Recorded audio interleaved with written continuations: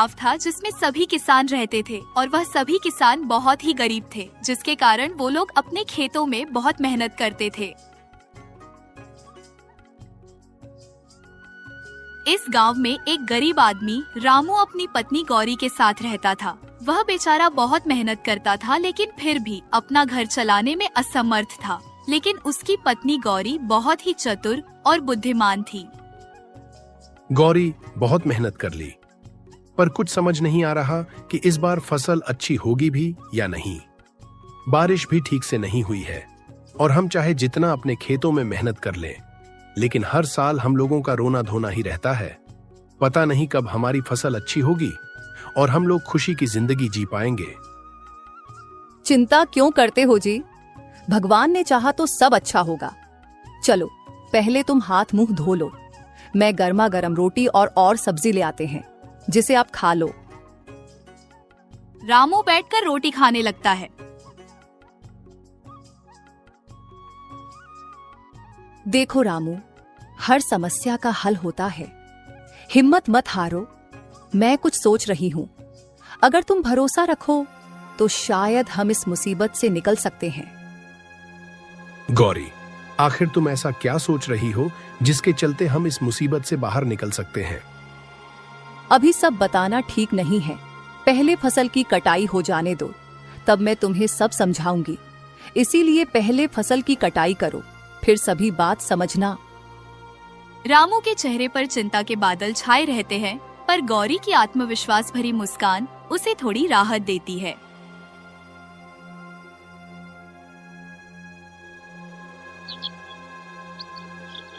कुछ दिन बाद गांव के चौपाल पर कुछ किसान मौजूद हैं।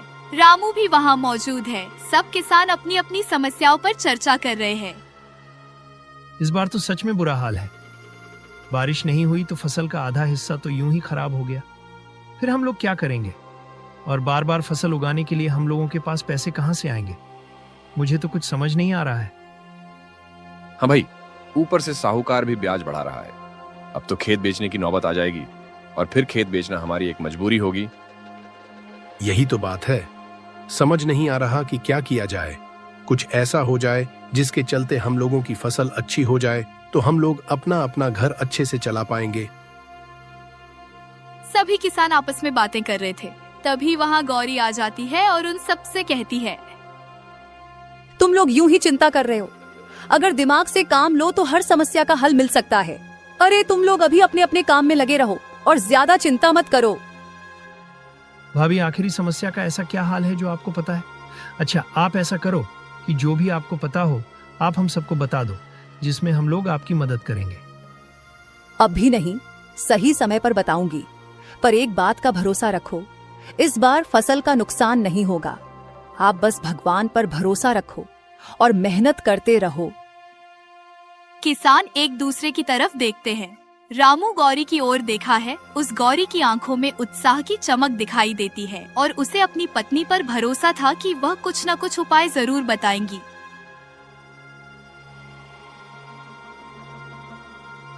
रात का समय दोनों अपने घर में खड़े थे, तभी रामू गौरी से कहता है, गौरी, तुमने आज चौपाल पर जो कहा उससे सबको थोड़ी उम्मीद तो मिली है, पर सच में तुम्हारे पास कोई उपाय है या बस सबको तसल्ली दे रही थी?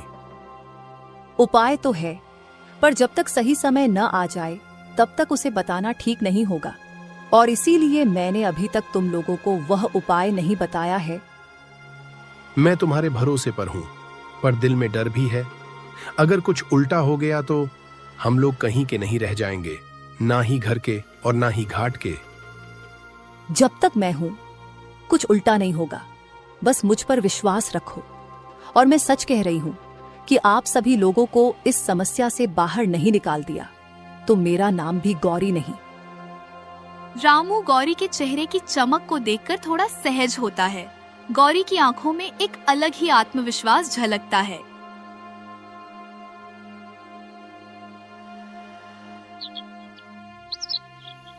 अगले दिन सुबह होते ही गौरी अपने सामने कुछ अनाज के बीज रखकर बैठी थी। तभी रामू गौरी से पूछता है, ये क्या कर रही हो गौरी, और यह अनाज के बीज सामने क्यों रखकर बैठी हो?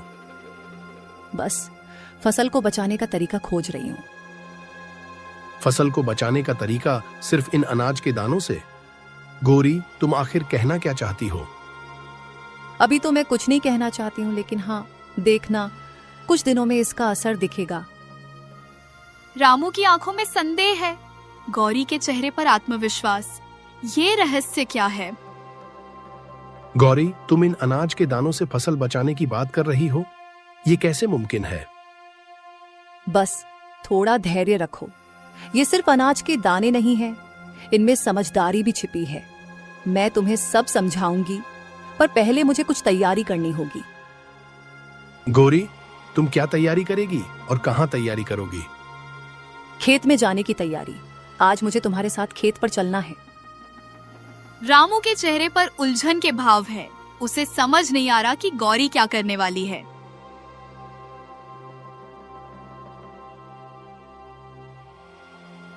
शाम का समय, गौरी और रामू खेत में खड़े हैं। देख रही हो गौरी, ये हाल है हमारे खेत का। यहाँ से कुछ भी उगने की उम्मीद नहीं है।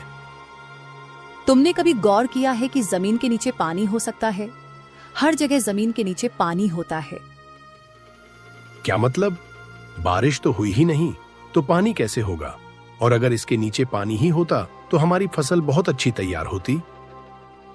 पानी हो या ना हो, पर इस मिट्टी के नीचे कुछ छिपा है। हमें उसे खोजने की जरूरत है, और मैं एक छोटा सा प्रयोग करना चाहती हूँ। कैसा प्रयोग गौरी? आखिर तुम यहाँ इसे देखकर कुछ सोच रही हो क्या, और तुम्हें कुछ पता चल रहा है? ये मिट्टी सूखी जरूर है, पर इसमें जान है। अगर इसे सही ढंग से सींचा जाए तो इसमें फसल फिर से लहलहा सकती है। गांव में जितने लोग कह रहे हैं कि मिट्टी ज्यादा खराब है, लेकिन उतनी ज्यादा खराब भी नहीं है। माना कि हम इसमें किसी भी फसल के बीज बो देंगे, लेकिन फिर पानी कहां से लाएंगे? नहर सूखी पड़ी है और कुआं भी खाली है। यही तो चतुराई है। पानी तो आसमान से नहीं बरस रहा, पर हमें अपने हाथ से पानी बरसाना होगा। हाँ, और ये काम मैं आज रात को शुरू करूंगी। रामू को गौरी की कुछ बात समझ में नहीं आ रही थी, लेकिन फिर भी वह चुपचाप का रहता है। शाम होते ही गौरी फिर से वही बीजों को लेकर बैठ जाती है। कभी रामू उससे पूछते हुए कहता है, गौरी, अब तो बता दो कि तुम इन बीजों का करने क्या वाली हो, जैसे कि हमारी फसल अच्छी तैयार हो जाएगी। ये बीज साधारण बीज नहीं है। मैंने इन्हें कुछ जड़ी बूटियों के साथ मिलाकर तैयार किया है। अगर इन बीजों को जमीन में बोया जाए और हल्का सा पानी दिया जाए तो ये मिट्टी की नमी को बढ़ा सकते हैं। क्या ये मुमकिन है? और इनके चलते हमारी फसल भी अच्छी खासी तैयार हो जाएगी। हाँ, मुझे अपनी माँ से ये विद्या मिली थी। हमारे पुरखों के पास ऐसे बीज होते थे जो जमीन की सेहत को सुधार सकते थे, और मुझे इन बीजों पर पूरा भरोसा है कि यह अपना काम जरूर दिखाएंगे। ठीक है गौरी, अगर ऐसी बात है तो मैं तुम्हारा साथ जरूर दूंगा। रामू को ज्यादा कुछ तो समझ में नहीं आया था, लेकिन रामू ने गौरी पर विश्वास करके उसका हौसला बढ़ाया।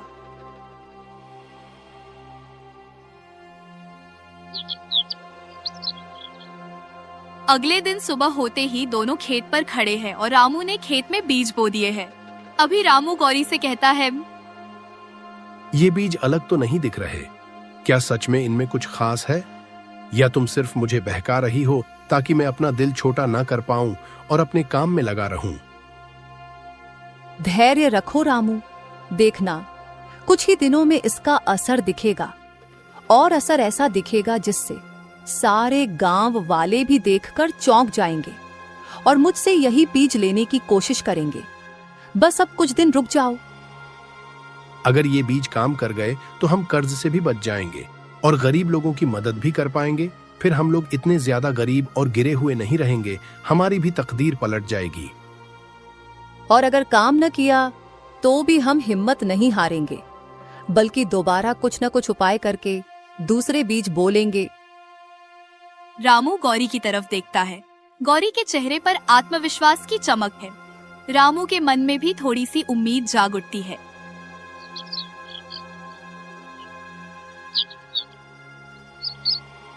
रामू गांव में टहलने के लिए जाता है। तभी वहां उस गांव का दूसरा किसान उसे मिल जाता है।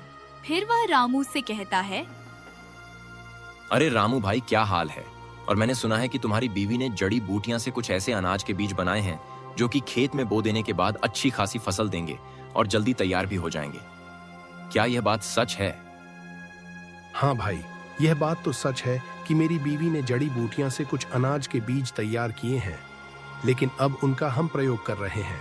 आज ही उन्हें खेतों में बोकर आए हैं और कुछ दिन बाद अगर उन्होंने अंकुर दे दिए तो शायद हमारी फसल जल्दी और अच्छी तैयार होगी।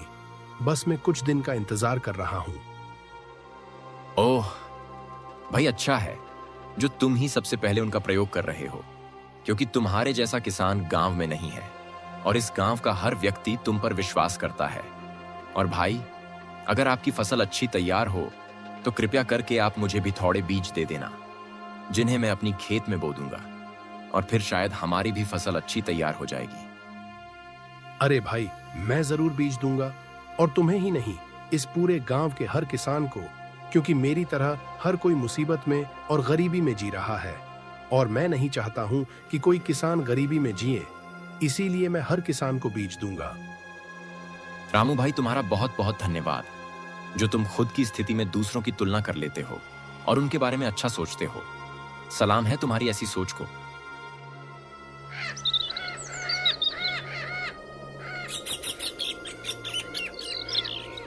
3 दिन बाद शाम का समय, रामू और गौरी खेत पर है। रामू की आंखों में आश्चर्य है। जहाँ गौरी ने बीज बोए थे वहाँ हरे हरे अंकुर निकल आए हैं। गौरी, ये कैसे हुआ? ये तो सच में अंकुर फूट गए। अब तो मुझे लगता है कि ये बीज बहुत अच्छे हैं और ये जल्द ही हमें फसल देंगे और फिर हम हर बार इन्हीं को बोया करेंगे। मैंने कहा था ना, मिट्टी में जान है, बस उसे सही देखभाल की जरूरत थी। और देखो, इन्होंने कितने अच्छे अंकुर दिए हैं। गौरी, तुमने तो कमाल कर दिया। अगर इसी तरह बाकी फसल भी बच गई तो हम सच में कर्ज से मुक्त हो सकते हैं। गौरी, आज मैं बहुत खुश हूँ और मुझे तुम पर गर्व है। अब हमें सही समय पर सही कदम उठाने होंगे। ये तो बस शुरुआत है, आखिरी देखना कि कैसा होगा। बस कुछ समय का इंतजार करो। रामू गौरी की तरफ देखता है। उसके चेहरे पर राहत और खुशी के भाव हैं। गौरी के चेहरे पर आत्मविश्वास की चमक बरकरार है।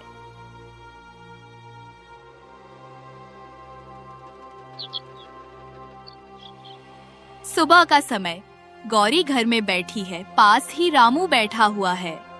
दोनों के चेहरों पर आशा और चिंता का मिला जुला है। गौरी के सामने वही बीज रखे हुए थे।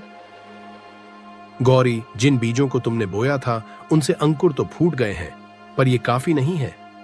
अगर बाकी खेत की फसल नहीं बची तो ये छोटा सा हिस्सा हमें कर्ज से नहीं बचा पाएगा। हमें और उपाय भी करने होंगे। जानती हूँ, पर ये छोटी सी शुरुआत ही हमें आगे का रास्ता दिखाएगी। पहले मैं देखना चाहती थी कि ये बीज सही से उगते भी हैं या नहीं। अब जब अंकुर फूट गए हैं तो बाकी खेत को भी बचाया जा सकता है। इसके लिए हमें गांव के दूसरे किसानों को साथ लेना होगा। अगर सब मिलकर इस तरीके को अपनाएं, तो पूरा गांव इस मुसीबत से बच सकता है। क्या बाकी किसान तुम्हारी बात मानेंगे? वे तो पहले ही हिम्मत हार चुके हैं। मुझे तो नहीं लग रहा है कि वो तुम्हारी बात मानेंगे। मानेंगे। जब उन्हें इस खेत के अंकुरों के बारे में पता चलेगा तो उनके भीतर भी आशा जागेगी।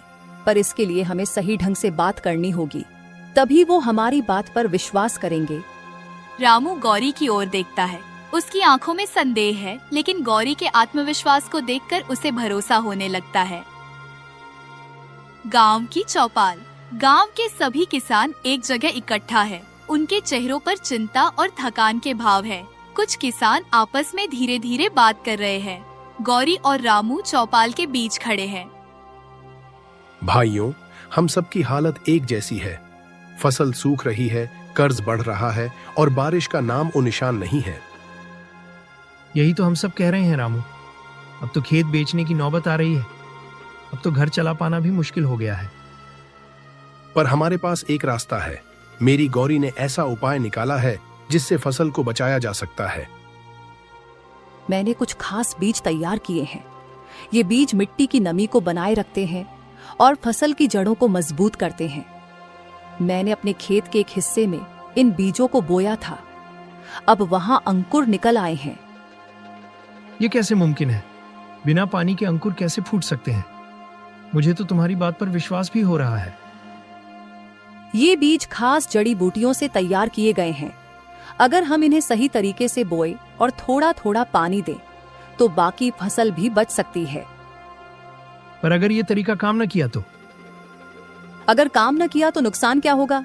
वैसे भी फसल तो पहले ही सूख रही है, पर अगर ये तरीका काम कर गया तो पूरा गांव कर्ज से बच जाएगा।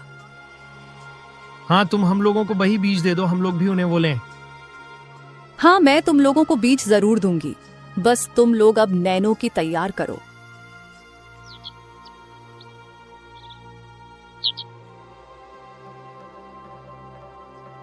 फिर सब लोग अपने अपने खेतों में गौरी द्वारा दिए गए बीजों को बो देते हैं।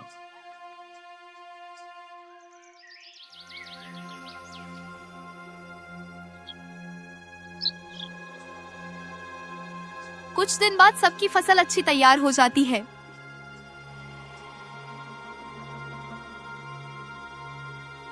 देखो भाइयों, सब लोगों की फसल अच्छी तैयार हो गई है और अब सब लोग अपना अपना कर्ज चुका देना और फिर से यही बीज बो देना। सब लोग रामू की हाँ में हाँ मिला देते हैं। इस तरह गौरी ने सबकी किस्मत चमका दी।